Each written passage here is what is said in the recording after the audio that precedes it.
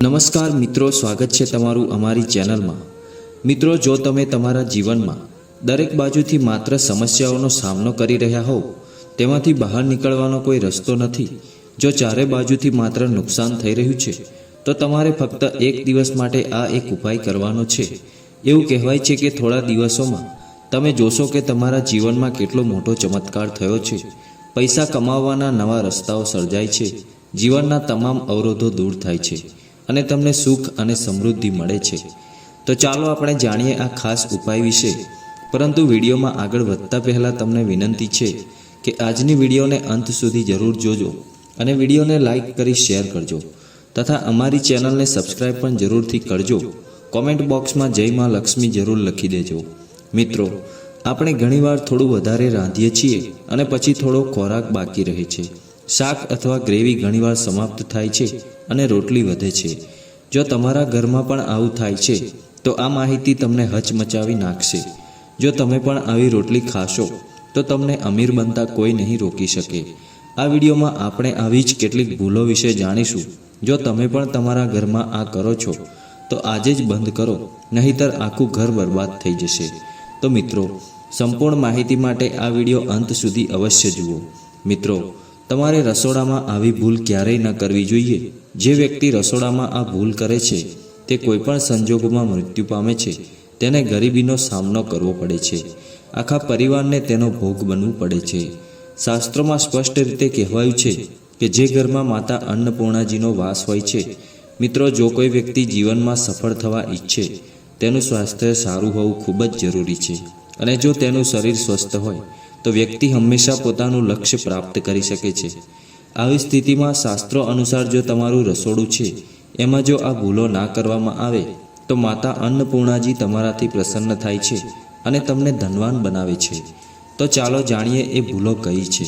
મિત્રો, મહિલાઓ છે જેઓ રસોઈ બનાવતા પહેલાં સ્નાન નથી કરતી, રસોડામાં રસોઈ બનાવતી વખતે હાથ પગ ધોતી નથી, જેમ કે તેમના વાળ ખોરાકને સ્પર્શ કરે અને પછી હાથ ધોયા વિના ખોરાક રાંધે તો તે ખોરાક દૂષિત થાય છે।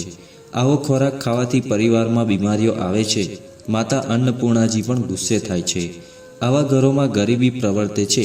એવું બને છે કે આવા ઘરમાં રહેતા લોકો સફળતા મેળવી શકતા નથી અને રાહુ કેતુની પણ ખરાબ અસર થાય છે। એટલા માટે આવી ભૂલ ક્યારેય ના કરવી જોઈએ। ભોજન હંમેશા સ્વચ્છ હાથે જ રાંધવું જોઈએ।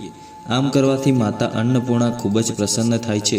મિત્રો, શાસ્ત્રોમાં કહેવાયું છે કે જ્યાં મહિલાઓ ભોજન રાંધે છે તે જગ્યા જો સ્વચ્છ ન હોય તો રાહુ કેતુ ન માત્ર ખરાબ અસર કરે છે પરંતુ તમારા પર ગુસ્સે પણ થઈ જાય છે।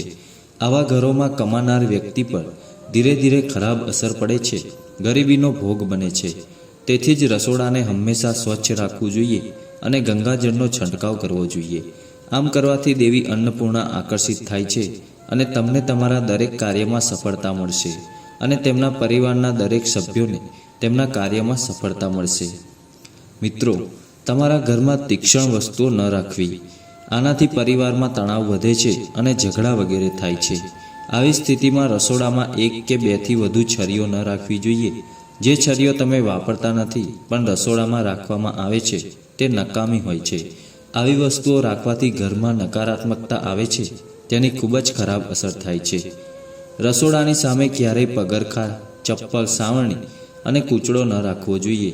તેનાથી માતા અન્નપૂર્ણા નારાજ થાય છે અને આખા ઘરને ગરીબીનો સામનો કરવો પડે છે। એવું માનવામાં આવે છે કે આ કારણે તમારે ક્યારેય રસોડાની સામે ચપ્પલ, સાવરણી અને મોપ ન રાખવા જોઈએ, કારણ કે તેનાથી મોટી દુર્ઘટના થઈ શકે છે। ભોજનમાં ક્યારેય વાળ ન હોવા જોઈએ, કારણ કે આ માતા અન્નપૂર્ણાનું સૌથી મોટું અપમાન માનવામાં આવે છે। આવી સ્થિતિમાં ખોરાકની શુદ્ધતા પણ ખલેલ પહોંચે છે અને પરિવારને ગંભીર બીમારીઓનો સામનો કરવો પડી શકે છે। ભૂલથી પણ આવું ન કરો અને મહિલાઓએ રસોઈ બનાવતી વખતે હંમેશા પોતાના વાળ બાંધવા જોઈએ। મિત્રો, વાસ્તુશાસ્ત્ર અનુસાર કેટલીક એવી વસ્તુઓ છે જે રસોડામાં બિલકુલ ન રાખવી જોઈએ। ઘરને સુંદર રાખવા માટે કેટલાક લોકો રસોડામાં અરીસો લગાવે છે, પરંતુ વાસ્તુશાસ્ત્ર અનુસાર રસોડામાં અરીસાનો ઉપયોગ ન કરવો જોઈએ। આનું કારણ એ છે કે જે રસોડામાં ચૂલો હોય છે, અગ્નિદેવનું સૂચક જો અરીસામાં અગ્નિનું પ્રતિબિંબ દેખાય તો તે ઘરમાં અશુભ માનવામાં આવે છે। તેના કારણે ઘરમાં ઝઘડા અને પરેશાનીઓ વધવા લાગે છે. તેની સાથે જે ઘરની આર્થિક સ્થિતિ પણ ખરાબ થવા લાગે છે. ઘણી વખત સ્ત્રીઓ રસોડામાં રોટલી બનાવવા માટે ફ્રીજમાં ગૂંથેલો લોટ અથવા બચેલો લોટ છોડી દે છે અને સવારે તેનો ફરીથી ઉપયોગ રોટલી બનાવવા માટે કરે છે. પરંતુ વાસ્તુ અનુસાર આ બરાબર નથી. રસોડામાં ભેળવેલ કણક રાખવાથી શનિની અશુભ અસર થાય છે અને રાહુની નકારાત્મક અસર થવા લાગે છે. તેના કારણે જીવનમાં અનેક પ્રકારની સમસ્યાઓ આવવા લાગે છે.